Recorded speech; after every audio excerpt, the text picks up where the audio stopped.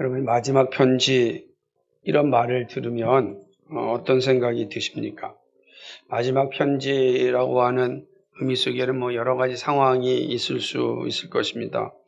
어떤 사람은 이 편지가 이별의 편지가 될 수도 있고, 어떤 사람은 이제 학생으로서 자신의 마지막 편지가 될 수도 있습니다. 어떤 사람에게는 이게 유언장이 될 수도 있습니다. 여러 상황에 처했을 때 마지막 편지의 의미는 매우 다르다고 생각을 합니다. 하지만 마지막 편지라고 할 때는 적어도 진실성은 공통적으로 존재하지 않을까 생각합니다. 정말 진실하게 자신의 마음을 잘 드러내는 것이 마지막 편지라는 그 단어 속에 숨겨진 의미가 아닌가 이렇게 생각해 봅니다. 오늘부터 살펴볼 디모데 후서는 사도 바울의 마지막 편지입니다. 그래서 유언장과도 같은 모습이라고 할 수가 있습니다. 바울이 디모데 전서를 쓰고 난 뒤에 시간이 흐르고 나서 다시 로마에 의하여서 감옥에 갇히게 되는 상황이 이르게 됩니다. 디모데 전서를 쓰고 중간에 디도서를 쓰고 그리고 이제 마지막에 디모데 후서를 이제 쓰게 됩니다. 그리고 로마의 감옥에서 순교를 하게 되죠. 사도 바울이 순교를 한 장소에 가게 되면은 이게 기둥 3개가 있는데 그때는 다르게 단두대처럼 목을 잘라서 이렇게 죽여서 사형을 시켰으니까 그때 사도 바울의 목이 3번 탕탕 튀었다 해가지고 3군데 이렇게 기둥을 세워놓고 기념하고 있는 그런 로마 교회를 이제 볼 수가 있습니다. 그런데 그 사형 선고 당하기 전에 그가 머물렀던 감옥은 정말로 토굴입니다. 토굴. 지금 생각하는 고급스러운 감옥이 아니라 완전 토굴. 빛도 거의 들어오지 않는 그런 토굴에서 있다가 이제 죽음을 맞이하게 되는데 바로 그 토굴에서 쓴 서신이 이 디모데 후서라고 볼 수가 있는 것입니다. 62년경, 주 62년경 어느 날에 쓰여진 거죠. 그러니까 그런 이제 본인의 마지막에 다가옴을 알고 이 서신을 썼다라고 할 수가 있습니다. 디모데후서는 그런 측면에서 바울의 노년의 모습을 잘 보여주고 있습니다. 바울은 복음을 전하고 교회를 세우다가 결국 로마 정부에 의하여 차디찬 감옥에서 그의 생을 이제 마감하게 되는 것입니다. 바울은 누구보다도 복음을 위하여 살았던 위대한 사도이며 선지자이며 설교자였습니다. 하지만 세상의 권력자들의 눈에는 그의 모습이 달갑은 존재가 아니었습니다. 그러다 보니 바울이 이 좋은 소식을 전할 때마다 사람들은 기쁨으로 받아들이기는커녕 오히려 박해를 하였습니다. 고통을 주었습니다. 정말 바울이 당한 그 고통은 이루 말할 수가 없는 거죠. 40에 하나 감하는 그 태장을 맞았으니 사실은 그게 거의 죽음 직전에까지 간 거죠. 그리고 사람들에 의하여서 버림을 받았고 조롱을 받았고 참으로 그의 생애의 전부를 보면 참 본받을 만한 것이 없다라고 할 정도로 끔찍한 생활을 사는 거죠. 나는 저런 삶 살고 싶지 않아. 모두가 그렇게 할 정도로 어려운 시간을 보냈습니다. 그러나 그런 가운데서도 하나님은 사도 바울과 함께하였고 곳곳에 교회가 세워졌고 믿음의 동역자들이 나타나기 시작하였습니다. 전혀 불가능할 것 같은 상황 가운데 세워지는 교회를 볼 때 바울이 얼마나 행복했겠습니까? 이런 곳에서 교회가 세워질 수 있다니 정말 그 교회에 세워지는 것을 볼 때 이루 말할 수 없는 기쁨, 그 즐거움, 그 감격함은 이루 말할 수가 없었습니다. 바울은 디모데 전서와 같이 교회를 세우고 목양하고 있는 디모데를 향하여 이제 자신의 마지막 마음을 전하여 줍니다. 그래서 디모데후서도 목회 서신이라 이렇게 부르는 거예요. 목회 서신은 디모데 전서, 디도서, 디모데 후서를 목회라고 하는 게 말 그대로 교회를 세우는데 교회를 목양하는데 필요한 서신 이렇게 생각해도 되는 것입니다. 바울의 마지막 목회 서신은 당시의 디모데뿐만 아니라 오늘을 살아가는 우리 모두에게도 아주 중요한 가르침을 주고 있습니다. 바울은 자신이 그리스도 예수의 사도가 된 이유를 밝힘으로 이 글을 씁니다. 이것은 바울의 어떤 전형적인 편지의 모습이죠. 바울이 쓴 편지를 보게 되면 다 이런 이제 인사말로 시작하여서 그의 글을 시작하는 걸 보게 됩니다. 바울이 처한 상황은 로마의 황제 네로가 당시에 로마 시내에 큰 화재가 일어났습니다. 여기 여러 가지 이유가 있잖아요. 네로 황제가 자신의 시상을 밝히기 위해서 스스로 불을 저질렀다. 이런 얘기도 있고 로마가 막 불타고 있을 때 본인은 거기서 음악을 연주하면서 그 화제를 즐겼다. 하여간 여러 가지 이야기들이 들려오고 있습니다. 그런 가운데 이제 로마의 화제가 너무 커지자 이제 네로 황제를 향한 그런 화살이 돌아오기 시작하였죠. 이런 위기 상황을 네로는 극복하기 위해서 악한 방법을 사용합니다. 그것은 바로 이 불을 저지른 자들이 기독교인이라 하는 것이죠. 그러니까 로마 시내에 불을 낸 사람은 기독교인이 그 기독교인들을 전부 잡아야 한다라고 하는 것이죠. 그래서 그로 인하여서 정말 엄청난 박해가 이제 시작됩니다. 수없이 많은 사람들이 잡혀가고 고문을 당하고 순교를 당하는 거죠. 그러한 상황 가운데 바울도 예외가 아니었습니다. 바울은 로마 시내에서 한참 떨어진 곳에 갇히게 됩니다. 이러한 상황 가운데 들려지는 이 바울의 이 글은, 바울의 편지는 진중할 수밖에 없고, 그리고 간절할 수밖에 없고, 또 진실할 수밖에 없는 것입니다. 분명 어렵고 힘들고 자기 앞의 상황이 그리 밝지 않음을 분명히 인식하고 있었기 때문에 사실은 이런 편지를 쓴다는 게 가능할까 할 정도였지만 그러나 그는 담대하게 앞으로 세워질 교회를 위하여 하나님의 말씀을 전하고 있는 것을 보게 되는 것입니다. 그러므로 정말로 그리스도인이 가야 할 길이 무엇인지를 이 디모데후서는 우리에게 잘 보여주고 있습니다. 디모데후서는 4장으로 이루어졌습니다. 그죠? 총 4장으로 이루어졌기 때문에 짧은 서신입니다. 하지만 마지막 서신답게 바울의 어떤 그 간절함과 진실된 마음이 다 갇혀 있는 것을 이제 보게 되는 것이죠. 그런 측면에서 이 디모데후서는 짧지만 아주 강렬한 그런 심상을 우리에게 이제 주고 있다고 할 수가 있는 것입니다. 바울은 디모데에게 편지를 보내면서 자신의 정체성을 다시 한번 확인합니다. 오늘 이제 우리가 1절과 2절은 바울의 인사말로 시작됩니다. 1절과 2절에서 바울은 디모데에게 이 편지를 보내면서 너무나 잘하는 사람 아닙니까? 믿음의 아들이고 얼마 전에도 디모데에서 썼었고 그렇다고 한다면 굳이 1절, 2절을 또 쓸 필요가 있을까? 너무 잘 알잖아요. 우리 잘 알면 제가 여러분 만날 때 안녕하십니까? 저 신동식 목사입니다. 네, 저는 나이가 어떻고요. 어디 살고 있습니다.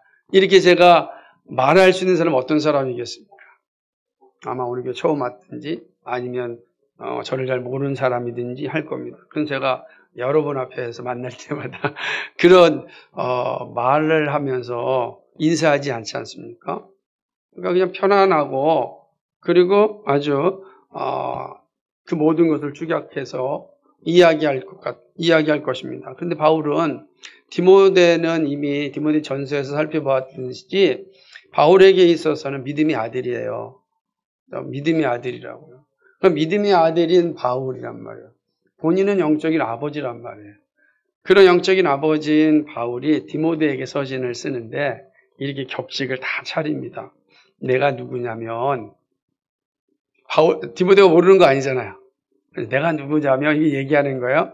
그럼 그렇게 말하는 의미가 있을 거 아니겠어요? 의도가 있을 거 아니겠습니까?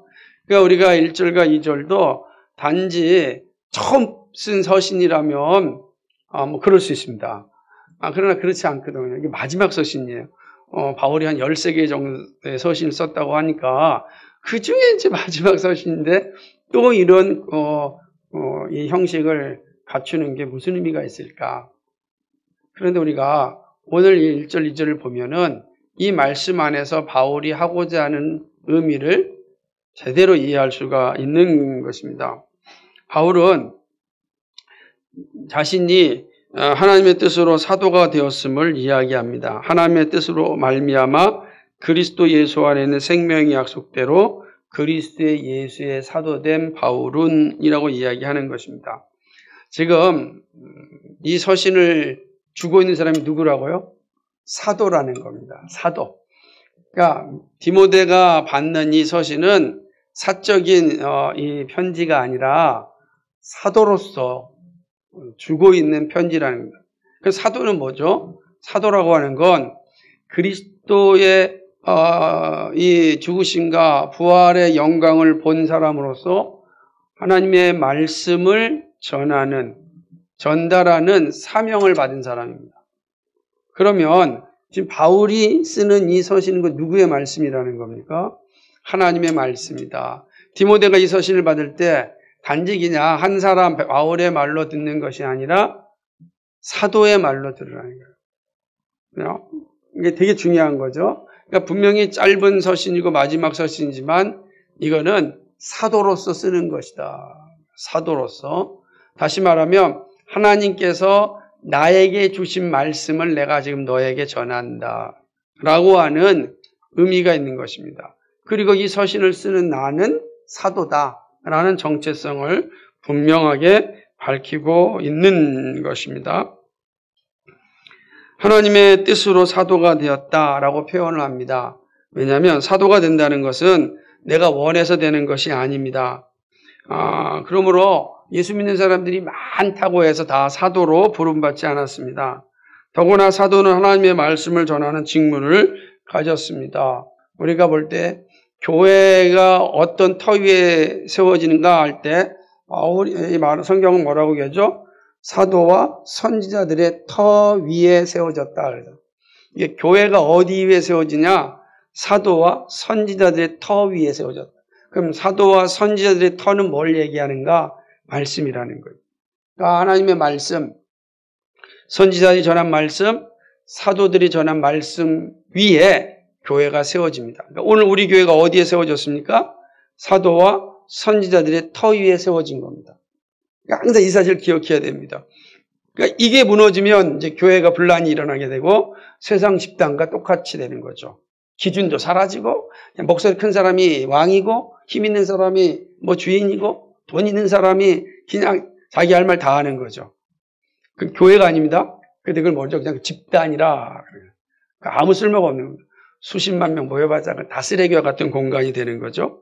왜 그러냐면 바울이 성경 우리에게 교회라고 하는 건 사도들과 선지자들의 터 위에 세워진다라고 하는 겁니다. 그럼 거꾸로 보십시오. 사도들과 선지자 말씀이 사라지면 교회가 세워질 수 있습니까? 없습니까? 없다는. 터가 무너졌으니까 터가 무너지는 어떻게 교회가 세워지겠습니까? 기초가 없는 건물이란 존재하지 않잖아요. 그 얘기를 하는 겁니다. 그러므로 사도가 된다는 건 이렇게 막중한 겁니다. 사람의 방법과 생각으로 되지 않습니다. 전적인 하나님의 부르심으로 됩니다. 그리고 하나님의 말씀을 전하는 자로 자신의 세움을 받았음을 확인하는 것입니다. 그러니까 바울은 자기의 정체성, 자기의 존재를 철저하게 인식하는데 나는 하나님의 부르심을 받아 하나님의 뜻대로 사도가 되었다. 이 말에는요, 사도는 어떤 사람입니까? 하나님의 뜻을 전하는 사람이에요. 하나님의 뜻, 그게 바로 말씀이란 말이에요. 그러니까 사도가 하는 일은 하나님의 생각, 하나님의 마음, 하나님의 지혜, 하나님의 말씀을 전하는 사람이다. 그게 사도의 정체성이란 말이에요. 자신의 생각, 자신의 경험, 자신의 방법, 자신의 지식이 아니라 하나님의 말씀, 하나님의 지혜, 하나님의 마음을 전하는 게 사도다. 나는 그렇게 사도가 되었다. 이렇게 바울은 자신을 말하고 있습니다. 바울은 자신의 사도성이 철저하게 하나님의 뜻으로 되었음을 증거하는 것입니다. 뿐만 아니라 바울은 그리스도 예수 안에 있는 생명의 약속을 따르는 그리스도 예수의 사도가 되었다라고 이야기합니다. 이 말은 반복적인 말이지만 어려운 말이 아니지 않습니까? 예수 안에 있는 생명의 약속을 따르는 사도라는 거예요. 예수 안에 있는 생명의 약속을 따르는 사도다라는 것입니다. 생명의 약속을 따르는 사람. 그러면 그리스도 예수 안에 있는 생명의 약속이 무엇입니까? 그것은 예수 믿는 사람들에게 주어진 새 생명입니다. 누구든지 예수를 믿으면 새 생명을 얻습니다. 누구든지 예수를 믿으면 멸망치 않고 영생을 얻게 되는 그런 약속입니다. 우리가 잘 알고 있는 요한복음 3장 16절 말씀 아닙니까? 누구든지 예수 그리스도를 믿으면 멸망치 않고 영생을 얻는다. 주 예수를 믿으라. 그리하면 너와 내 집이 구원을 얻으리라. 이 생명의 약속을 따르는 사도라. 그러니까 이 사도가 하는 일이 뭐예요? 이 예수 그리스도를 믿으면 생명을 얻는다는 이 사실을 가지고 이 약속을 가지고 살아가는 사도라는 거예요. 이게 분명한 거죠. 그러니까 나는 누구냐라고 하는 거예요. 나는 생명의 약속을 따르는 사람이라. 이 약속을 가지고 살아가는 사람이다. 이게 아무것도 아닌 것 같지만 얼마나 담대합니까? 영원한 생명에 대한 확신이거든요. 그러니 죽음 앞에서도 두려워하지 않는 겁니다. 왜? 나에게는 생명의 약속, 하나님이 주시는 생명의 약속을 받은 사람이기 때문입니다. 그래서 죽어도 다시 살아나는 그 놀라운 선물을 받았다라는 이 확신이 사도에게 있는 겁니다. 이 사실을 가지고 바울은 사랑하는 아들 디모데에게 편지한다고 밝힙니다. 하나님의 사람이라고 불린 디모데였습니다. 바울은 이 디모데에게 주님의 은혜와 공율과 평강이 있기를 인사를 합니다. 1절에서는 자신의 정체성을 분명하게 드러내고 2절에서는 그 정체성을 가지고 주님의 은혜와 긍휼과 평강을 전합니다. 은혜와 긍휼은 같은 의미의 강조라고 할 수 있습니다. 그리스도의 은혜와 긍휼로 우리가 구원을 받습니다. 우리 누구도 스스로 구원의 자리에 이를 수 없습니다. 자, 사도도 스스로 사도가 될 수가 없고 우리의 구원도 스스로 이루어질 수가 없는. 나 구원 받아야겠다. 나 구원 받았습니다. 라고 한다고 해서 구원이 우리에게 임하는 것이 아닌 것입니다. 어떤 행위를 통하여 구원에 이를 수 없습니다. 오직 우리의 구원은 하나님의 은혜와 긍휼이 있어야 죄 문제를 해결하고 구원을 얻습니다. 하나님의 은혜, 그리스도를 보내주시는 은혜, 긍휼, 십자가에서 우리의 죄를 다 사하여 주시는 그 용서, 이게 있어야 우리가 구원을 얻습니다. 그러니까 우리 편에서 구원을 위하여 할 수 있는 일이 아무것도 없어요. 오직 하나님의 은혜와 긍휼이 있어야 우리가 구원의 자리에 이르게 되는 것입니다. 이러한 구원이 있는 자에게는 영적인 평화, 영적인 평강이 이루어집니다. 모든 사람이 평화를 추구하고 평강을 소망하지만 다 평화와 평강을 소유하지 못합니다. 이 평화와 평강은 오직 하나님의 은혜와 긍휼이 임한 자만이 누릴 수 있습니다. 바울은 디모데에게 은혜와 긍휼과 평강이 너에게 있기를 원한다라고 말하고 있습니다. 이게 얼마나 큰 의미인지 모르는 것입니다. 디모데가 그러한 삶의 자리에 있기를 간절히 바라는 영적인 아버지 바울의 모습을 보게 되는 것입니다. 그런 후에 이제 본격적으로 자신이 지금 편지를 쓰는 이유를 설명하고 있는 것입니다. 오늘은 3절과 5절을 통해서 그 의미를 살펴볼 겁니다. 3절과 5절에서 바울은 자신이 늘 생각하고 있는 디모데를 언급합니다. 바울은 디모데를 향해 매일 기도할 때마다 쉬지 않고 생각하였다고 말합니다. 여러분, 3절 말씀 의미심장하잖아요. 내가 밤낮 간구하는 가운데 쉬지 않고 너를 생각하며 라고 이야기합니다. 바울은 디모데를 밤낮 기도할 때마다 단 한 번도 그를 위하여 기도하지 않은 적이 없다는 사실을 밝히는 거예요. 그러니까 바울이 기도할 때마다 항상 누구를 위해 기도했다는 겁니까? 디모데를 향하여 기도했다는 것입니다. 그 얘기하는 거예요. 디모데죠. 여기서 쉬지 않고 생각하였다라는 게 그런 의미입니다. 기도해서 항상 디모데를 생각하니까 늘 그 자리에 몸은 떨어져 있지만 항상 디모데와 함께 있습니다. 사람은 몸은 항상 갇힐 수 없죠. 그러나 영적으로 항상 갇힐 수 있는데 그것이 바로 기도의 자리입니다. 바울이 지금 그런 의미로 이야기하고 있습니다. 바울은 디모데를 향하여 기도할 때마다 청결한 양심으로 조상 때부터 섬겨온 하나님께 감사한다고 말합니다. 그러니까 디모데를 생각할 때 하나님께 감사해. 그러니까 바울은 이미 오래전부터, 그러니까 조상 때부터 하나님을 잘 섬겨왔는데 그 하나님께 감사하다고 얘기하는 거죠. 왜 하나님께 감사할까요? 디모데라고 하는 자신의 그 믿음의 아들의 모습을 떠오르고 그가 살아가고 있는 장면을 생각할 때마다 행복하였기 때문입니다. 너무 고마웠기 때문입니다. 디모데를 위하여 기도할 때마다 감사가 나옵니다. 여러분, 기도만으로도 감사가 나오는 사람이 있다면 얼마나 행복하겠습니까? 어떤 사람을 생각할 때 아우 징그럽다. 야, 더 이상 나 그 사람 이름을 기억하기도 싫다. 난 생각하는 것만 끔찍하다. 근데 그 사람을 내가 기도하겠습니까? 끔찍한 사람을 위해서 기도하는 사람이 있습니까? 없단 말이에요. 그죠? 그러니까 내가 밤낮 간구할 때마다 디모데를 생각하였고 기도하였고 또 기도할 때마다 감사하였다는 것. 얼마나 바울이 생각하고 있는 디모데의 모습이 아름답습니까?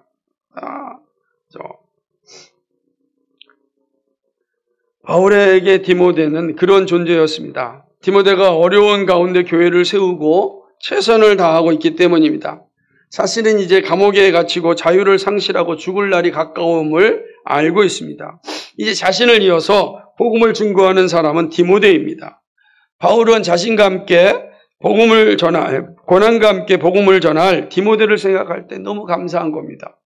도망가지 않고, 생각해 보세요. 예수님이 십자가에서, 로마 병정들에게 잡혀가지고 가야바의 그 법정으로 끌려갈 때 12 제자들이 어땠습니까? 다 도망쳤잖아요. 다 부인하고. 그 순간에 그 도망치는 제자들을 생각하면 감사가 나오겠습니까? 감사가 안 나오는 거죠. 저놈들 먹이고 입히고 열심히 해줬더니 조금 어렵다고 확 도망가? 얼마나 참 기가 막힌 노릇이겠습니까? 감사가 나올 수 없죠. 그런데 지금 바울이 지금 감옥에서 이 서신을 쓰면서 디모데를 생각할 때 감사한다는 것은 앞으로 바울보다는 디모데가 살아갈 세상이 더 어려운 세상입니다. 바울은 사도예요. 사도이기 때문에 하나님께 특별한 은혜를 주셨습니다. 독세에 물려도 죽지 않는 놀라운 은사도 베풀어 주셨습니다. 사도기 때문에 주신 특별한 은사입니다. 사도는 말씀을 기록함으로 그의 사명이 끝납니다. 더 이상 계시가 주어지지도 않습니다. 주어진 계시로 살아야 됩니다. 더 이상 사도에게 임하였던 그런 능력도 임하지 않습니다. 이제 말 그대로 생짜배기로 신앙생활 해야 되는 거예요. 그러니 얼마나 힘들겠습니까? 바울이 볼 때도 디모데는 너무 힘든 거예요. 눈에 보인단 말이에요. 근데 바울이 감사하는 거예요. 왜 그렇죠? 자신과 다르게 더 어렵고 힘든 상황에 있음에도 불구하고 여전히 교회를 세워나갈 그런 디모데를 생각하니 감사한 겁니다. 감사한 겁니다. 이 마음이야. 그러니까 얼마나 디모데를 생각할 때마다 그러니 바울은 자신의 생명이 다할 때까지 디모데를 위해서 기도하는 겁니다. 디모데를 위해서.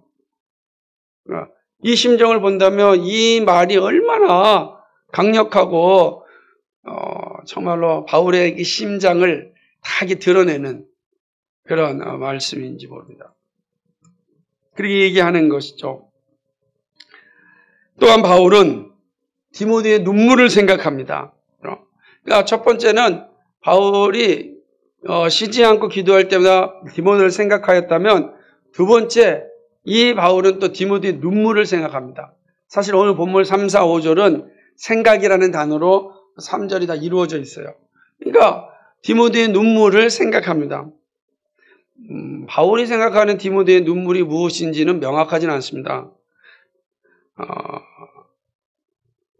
그러나 바울이 에베소 교회 장로들과 헤어지면서 흘렸던 눈물을 생각할 수 있습니다. 사도행전 20장 37절을 보게 되면 에베소 장로들과 함께 헤어지면서 이제 깊은 포옹을 하고 눈물을 흘립니다. 왜 그러냐면 바울이 이제 에베소를 떠나서 가야 할 곳은 눈에 보이는 핍박과 고난과 박해 속으로 가는 길이기 때문입니다. 그러니까 그 모든 장로들이 다 함께 바울을 안아주면서 눈물을 흘렸습니다. 그래서 혹자는 그 자리에 디모데도 있었을 것이다, 이렇게 이야기해요. 그러나 디모데가 있었다라는 기록이 없으니까 우리는 단정할 수는 없지만, 그러나 얼마든지 그렇게 생각할 수도 있는 것입니다. 그러나 저는 생각할 때 그 자리에 있던 없던 바울이 지금 디모데의 눈물을 생각한다라고 하는 것은 목회적 관점으로 생각해야 된다고 생각합니다. 다시 말한다면 복음과 함께 고난을 받으면서 교회를 세우고 있는 디모데의 모습을 생각할 때 바울이 눈물을 가진 것이죠. 왜냐하면 교회를 세우는 일은 눈물 없이 감당할 수 없습니다. 그러니까 젊은 디모데가 교회를 세우는데 얼마나 많은 눈물을 흘렸겠습니까? 그렇다고 해서 사도와 같은 강력한 능력과 이적을 행하는 그런 은사도 없었습니다. 오히려 우리가 디모데 전서를 보게 되면은 얼마나 힘들었어요. 그러니까 바울이 포도주를 조금 먹으면서 네 아픈 것을 치유해라, 이렇게 말하지 않습니까? 연약한 육신을 가지고 있었습니다. 나이도 어렸습니다. 드센 세상 속에서 교회를 세워야 됩니다. 주변에서는 교회를 허물고자 하는 일들이 너무 많이 일어나고 있습니다. 그런 가운데서 믿음 잃지 않고, 그리고 거기에 자신의 영적인 아버지인 사도 바울도 없고 혼자 그 일을 감당해야 됩니다. 눈물 없이 교회가 세워질 수 있겠습니까? 아마 젊은 디모데지만 정말 많이 눈물을 흘렸을 것입니다. 여러분, 엊그저께 보았던 월드컵을 생각하면 그러지 않습니까? 가나전에서 졌던 주장 손흥민이 엉엉 울더니 이번에는 또 포르투갈에서 2분 안에 또 엉엉 웁니다. 운다는 건 건강한 것이고 참 좋은 성품을 가졌다는 뜻입니다. 근데 이게 우는 건 그런 거거든요. 운다라는 거는 여러 가지 의미가 복합되어지는 거 아니에요. 그러니까 디모데의 눈물이 그런 거예요. 디모데의 눈물을 바울이 생각하는 거예요. 그러니까 네 눈물을 생각한다라고 하는 것이죠. 그러니까 바울이 디모데의 눈물을 생각하면서 디모데를 만나기를 원한 것입니다. 4절에 보니까 너 보기를 원한다라고 말하고 있는 것입니다. 사랑하는 아들인 디모데를 보고 싶은 마음이 간절함을 전합니다. 디모데를 보면 기쁨이 가득하게 됨을 알았기 때문입니다. 그러니까 바울이 지금 디모데를 마지막에 그 감옥에서 자신의 인생의 끝자락에서 사랑하는 아들 디모데를 보고 싶은 거는 지금 자신의 상황 속에서 다가오는 그 불편함, 그 고독함, 그 외로움, 그 힘듦, 그래서 그 모든 것을 디모데를 봄으로 다 해소할 수 있기 때문에 디모데 보면서 그 어려운 상황을 이기고 자신이 기쁨을 소유할 수 있기 때문에 하는 것이죠. 사실 모든 사람이 기쁨을 주지 않습니다. 그죠? 여러분, 모든 사람 만난다고 기쁨이 막 생깁니까? 그러지 않잖아요. 하나님의 사람을 만나면 기쁨이 충만해집니다. 없던 힘도 나오게 되는 것입니다. 그러니까 바울에게 있어서 디모데가 그런 사람이에요. 바울이 많은 사람을 만났는데 거기도 늘 간수가 있을 거 아닙니까? 간수 보고서 이 바울이 막 기쁘지 않았단 말이에요. 디모데가 자신에게서 기쁨의 원인이 되었습니다. 여러분, 저는 이 말씀 보면서 누군가에게 기쁨이 된다는 거, 이처럼 복이 있는 게 없습니다. 그리고 기쁨이 될 사람을 가지고 있다는 건 정말 이루 말할 수 없는 힘이라고 저는 생각을 하는 것입니다. 바울이 디모데를 보면 기쁨이 충만해진다고 말한 이유를 설명합니다. 바로 디모데가 가지고 있는 거짓 없는 믿음 때문입니다. 왜 바울이 디모데를 보면 기뻐했는가? 그 안에는 거짓 없는 믿음 때문입니다. 거짓 없음은 위장하지 않고 가장하지 않고는 순수함을 의미합니다. 정직한 믿음만큼 사람에게 기쁨을 주는 것이 없습니다. 바울은 디모데에게 그러한 믿음을 보았습니다. 자신에게 유익이 되면 접근하고 유익이 없으면 피하는 그런 이기적이고 정치적인 믿음은 거짓 믿음입니다. 신앙은 자신의 이득을 쫓는 무속적인 행위가 아닙니다. 다 무속적인 신앙, 무속적인 행위는 처음부터 끝까지 자신의 이득을 위하여서만 존재합니다. 그래서 자신의 이득에 해가 된다 그러면 가차없이 버리는 것입니다. 필요할 때만 오는 거죠. 달면 삼키고 쓰면 뱉는 그런 것이 무속적 신앙의 행태인 것입니다. 그래서 디모데에게는 그런 모습이 없었어요. 거짓 없는 믿음이었다는 거죠. 바울이 없어도 그는 하나님 앞에 단독자로서 정직하게 믿음을 지켰다는 것입니다. 이게 중요한 것이죠. 디모데에게는 오직 하나님의 영광을 위하여 순수하게 관계하는 믿음이 있었습니다. 바울은 이 믿음을 보고 싶어 하는 것입니다. 이런 믿음을 만나면 정말 행복합니다.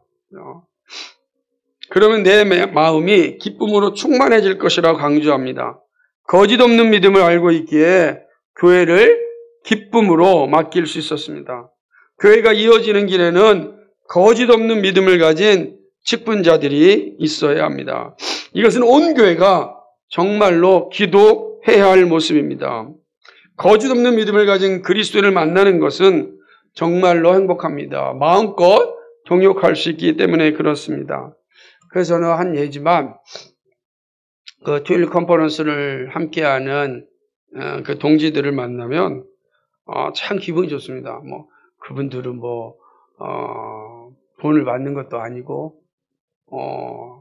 그렇다고 해서 자신의 목회에 대단한 이력을 쌓는 것도 아니고 그냥 철저히 그냥 헌신하는 거예요. 시간을 내고 돈을 내고 헌신하는 모습을 보면서 참 감사한 거죠. 토요일 컨퍼런스 하게 되면 목사님들 자기가 써야 될 이 휴가의 반을 그냥 헌신하는 겁니다. 참 그런 거 보면 너무 고맙고 행복할 때가 많이 있는 거죠. 그래서 그런 거짓 없는 믿음을 만나면 참 행복합니다. 이게 바울이 지금 디모데를 향하여 가졌던 그런 모습이었습니다. 그런데 바울은 디모데의 거짓 없는 믿음의 출처가 어디에 있는지 잘 알고 있었습니다. 그것은 바로 외할머니 로이스와 어머니 유니게의 믿음이었습니다. 이들의 믿음이 디모데에게 잘 전달되었습니다. 외할머니와 어머니가 하나님의 말씀을 소유하고 바르게 가르쳤음을 의미합니다. 말씀대로 살았음을 보여줍니다. 여러분, 말씀대로 이 유니게와 로이스가 잘 살았기 때문에 어린 디모데가 그들의 믿음을 잘 받아들였던 겁니다. 여러분, 자녀들이 말씀을 받아들일 때 단지 부모가 가르치기 때문에 받아들이지 않습니다. 부모가 살 때 받아들입니다. 부모가 그렇게 살면 자식이 받아들입니다. 그래서 자식의 신앙을 전수하는 길은 긴 시간이 필요합니다. 긴 시간이 지나고 남을 아는 것입니다. 어쩌면 우리가 살아있을 때 우리의 자식들이 우리의 믿음에 대하여서 본받지 않을 수 있습니다. 그러나 우리가 하나님 나라에 있을 때 그들이 다시금 생각하면서 믿음의 자리에 설 수 있습니다. 그래서 우리는 끊임없이 이 믿음의 자리에 서 있는 것이 중요하다라고 하는 것이죠. 그러니까 이 디모데는 외할머니와 어머니가 가지고 있는 이 믿음의 모습이 정말로 큰 영향을 미쳤고 정말로 사도 바울 이후에 가장 능력 있는 그런 사역자로서 하나님 나라를 위해 살았던 것을 보게 되는 것입니다. 물론 누구죠? 노이스와 유니게의 믿음 때문에 디모데가 예수를 믿은 건 아니죠. 구원받은 건 아니죠. 구원은 철저하게 성령 하나님의 은혜로 되어집니다. 문제는 이들이 그 구원받는 자리에 이르는 디모데를 위한 영적인 통로가 되었다는 사실입니다. 그래서 우리는 그 통로의 역할을 잘 감당하면 성령께서 역사하셔서 구원의 자리로 이르게 하는 것입니다. 바울은 이렇게 디모데를 보고 싶어하는 이유를 말씀합니다. 여러분, 바울의 입장에서 디모데를 보고 싶어하는 이 바울의 심정이 이해가 되십니까?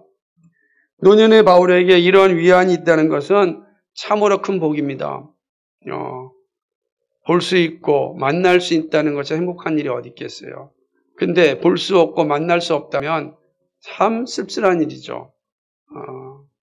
그래서 저는 이 관계를 생각하면서 우리 각자가 앞으로의 삶을 생각해 보겠지만 목사인 저에게는 정말 많은 생각을 하게 하는 겁니다. 노년에 이런 위안이 있을 수 있을까? 있다면 얼마나 행복할까? 라는 생각이시죠. 바울과 디모데 사이의 아름다운 모습은 교회를 세우며 살아가는 우리들에게 큰 도전을 줍니다. 본문이 주는 교훈을 찬찬히 생각하고 같은 은혜를 좀 누리고자 합니다. 그럼 본문은 우리에게 어떤 교훈을 주는가? 첫 번째는 신앙 정체성의 중요성을 우리에게 알려주고 있습니다. 자신이 누구인지 아는 것만큼 소중한 것이 없습니다. 어디에서 왔고 어디에 있으며 어디로 가는지를 아는 사람과 모르는 사람들의 삶의 과정은 같을 수가 없습니다. 이 말은 신앙의 영역에 대비한다면 좀 더 분명해집니다. 구원의 확신이 있는 사람과 구원의 확신이 없는 사람들의 삶의 과정은 전혀 다른 것입니다. 구원의 확신은 그리스도의 은혜로 우리 안에서 나오는 고백입니다. 자신의 죄에 대한 인식이 있고 용서함 받은 기쁨이 분명한 사람입니다. 내가 죄인인데 그리스도의 은혜가 내 죄를 사하여 주었다는 그 사실을 아는 사람입니다. 예수님의 십자가의 사랑이 내 심령에 살아있는 사람입니다. 나의 죄를 위하여 죽으시고 다시 살아나셔서 하나님 나라에 대한 소망을 주신 사랑을 소유한 사람입니다. 그러니까 영원을 소망하는 사람, 그게 구원받은 사람인 것입니다. 구원받은 사람은 땅의 것에 목숨 거는 것이 헛되고 헛된 것임을 잘 아는 사람입니다. 그래서 구원받은 사람은 땅에 살지만 하나님 나라의 백성으로 사는 것입니다. 하늘의 삶은 이 땅에 이루며 살고자 하는 사람입니다. 우리는 땅에 살지만 우리의 시민권이 하늘 나라에 있지 않습니까? 그래서 그리스도인의 삶을 뭐냐면 저 하늘의 삶을 이 땅에 이루려고 하는 거예요. 그럼 하늘의 삶이 어떤 것이겠어요? 하늘은 분명하게 샬롬의 나라예요. 하나님의 평화가 임하는 것입니다. 그 평화를 이 땅에 이루며 살려고 하는 사람, 그게 구원받은 사람입니다. 그래서 가정의 평화를 이루고 교회의 평화를 이루고 그래서 내가 가는 곳마다 샬롬이 일어나기를 기뻐하는 사람입니다. 가는 곳마다 트러블 메이커가 아니라 내가 감으로써 이곳에 공의와 정의가 세워지고 하나님의 샬롬이 세워지고 하늘이 땅으로 내려오는 일을 감당하는 사람, 이게 바로 그리스도인이다라고 하는 것입니다. 그렇기 때문에 이 땅에서는 나그네와 같이 여기며 살아갑니다. 본래의 고향을 향하여 살아가는 것이 이 땅의 삶임을 압니다.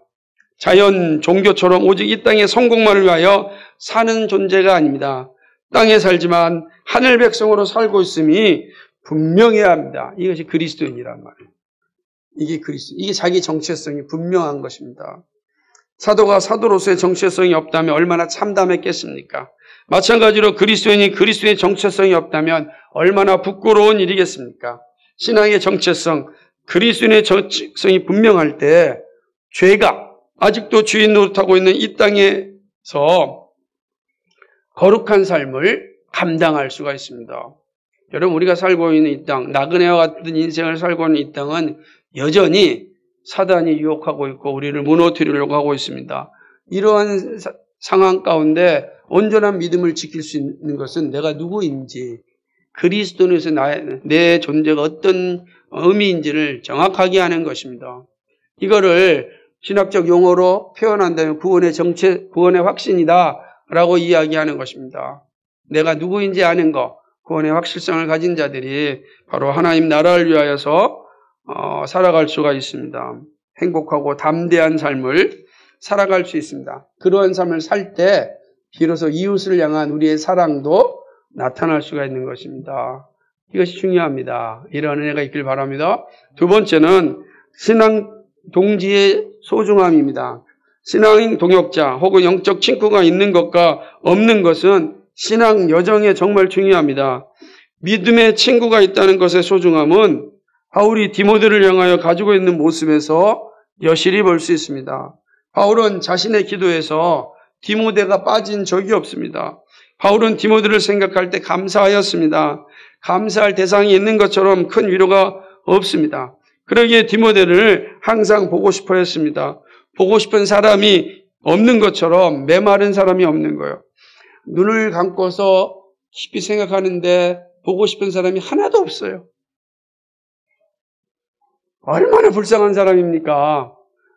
더군다나 영적인 이 길을 가는, 믿음의 길을 가는데 나와 함께 이 일들을 함께 짐을 지고 갈 수 있는 사람이 있는가? 눈을 감고 생각하는데 떠오르질 않아요. 얼마나 불쌍합니까? 그죠? 내 힘들고 어려움을 기도를 부탁하고 싶은데 기도를 부탁할 때 정말 기도해 주고 있는 그 확신이 있는 사람이 없다면 얼마나 서글픈 일이겠습니까? 안 그렇습니까?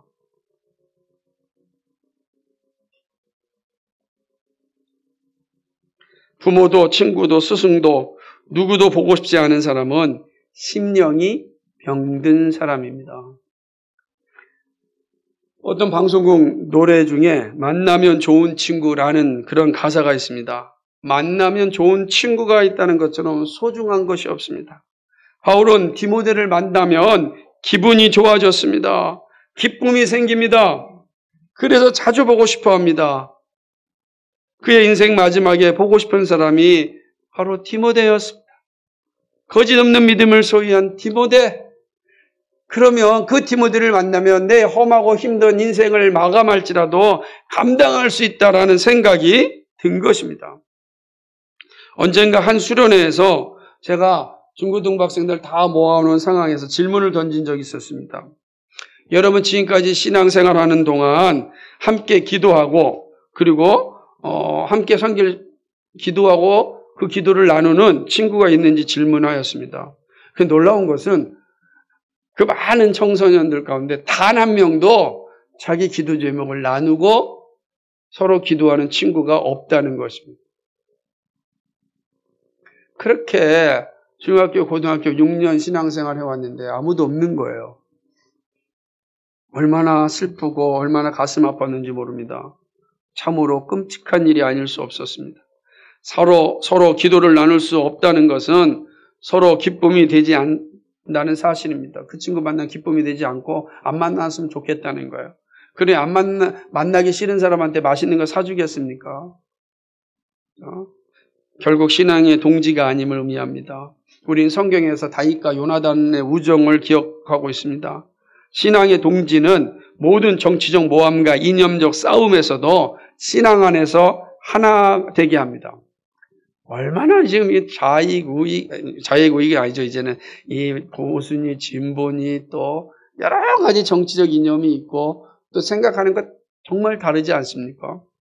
근데 이런 모든 세상의 사상 가운데 휩쓸리지 않고 또 그것 가운데 영적인 어떤 동지를 갖는다는 건 정말 복된 일입니다. 신앙이 앞서지 않으면 모든 관계는 이기적이고 이념적이기에 언젠가는 무너지고 맙니다. 모든 것에 아버지의 그리스도의 말씀이 딱 오면은 침묵하면 돼요. 성경이 이렇다 그러면 침묵하면 모든 관계는 복이 있게 됩니다. 하나님께서 교회로 모이게 하심은 신앙의 동지가 되게 하기 위함입니다. 예수 그리스도의 믿음을 함께 소유함을 의미합니다. 이것이 코이노니아입니다. 복음으로 하나가 되는 코이노니아, 즉 교제가 있을 때 비로소 삶의 교제가 이루어집니다. 우리가 말씀으로 코이노니아가 되지 않냐면 삶의 코이노니아가 이루어질 수가 없는 거예요. 근데 우리가 우리 서로 삶의 교제가 잘 이루어지면 진짜 코이노니아가 이루어질 것 같은데 아닙니다. 그게 한국교회를 망치고 있는 거예요. 그리스도 안에서 진정한 영적 코이노니아가 이루어질 때 비로소 삶의 코이노니아가 되어지는 겁니다. 그런 측면에서 우리가 영적 코이노니아를 이루기 위해 얼마나 애쓰고 있습니까? 여러분 참 복 있는 것입니다. 하나님께서 교회로 모이게 하심은 신앙의 동지가 되게 하기 위함을 항상 기억하시기 바랍니다. 바울과 디모데와 같은 신앙의 동지가 있어야 됩니다. 그것이 교회가 존재하는 이유입니다. 교회는 신앙의 동지들의 모임입니다. 신앙의 동지, 기도의 동지, 나눔의 동지가 되어 영원한 나라의 동지로 살아가는 시작점이 교회인 겁니다. 우리는 동지로 만나서 영원한 동지로 살아갑니다. 얼마나 복됩니까? 그래서 우리는 서로가 생각하고 기도할 때마다 정말로 끊임없이 그를 위한 우리의 마음들이 드러나야 됩니다. 기도에서 여러분이 끊어지지 않는 거 얼마나 복 있는지 모릅니다. 이런 은혜가 있길 바라고요. 마지막 세 번째입니다.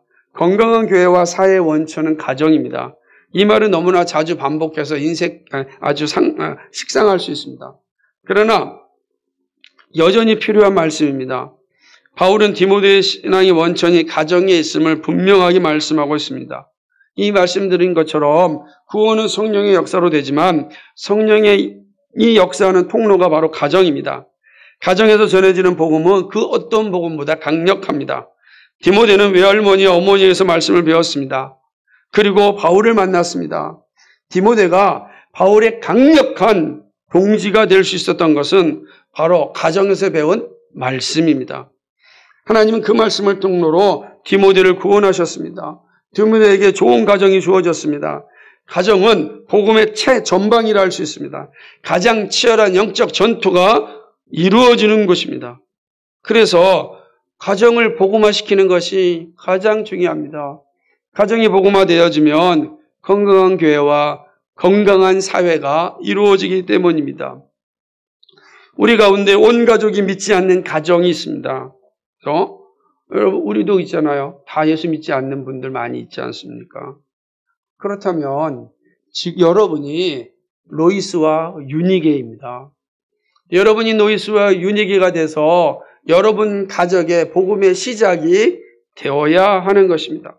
그리고 앞으로 세워질 가정을 통하여 디모데와 같은 믿음의 자녀를 세워야 합니다. 오히려 믿지 않는 가정에서 믿음 생활하는 여러분이 위대하고 훌륭합니다. 부모가 믿는 가정에 있는 사람들이 얼마나 나태해지고 얼마나 뭐더라 쉽게 신앙의 자리를 가볍게 여기는지 모릅니다. 그러나 믿지 않는 가정이 여러분은 그냥 생명과 같지 않습니까? 왜냐하면 내가 사라지면 집에 가도 나를 위하여 기도해주는 부모가 없고 나를 위하여 기도해주는 형제가 없으니 오직 나 혼자 하나님 앞에 서야 되니 여러분이 얼마나 간절하겠습니까? 하나님의 그 간절함을 잘 알고 있습니다. 그러므로 여러분 간절함 가지고 하나님 나를 위해 사십시오. 믿음의 부모를 가진 여러분 부모가 그런 간절함 가운데 신앙의 가정을 이뤄서 여러분이 존재하게 되었습니다.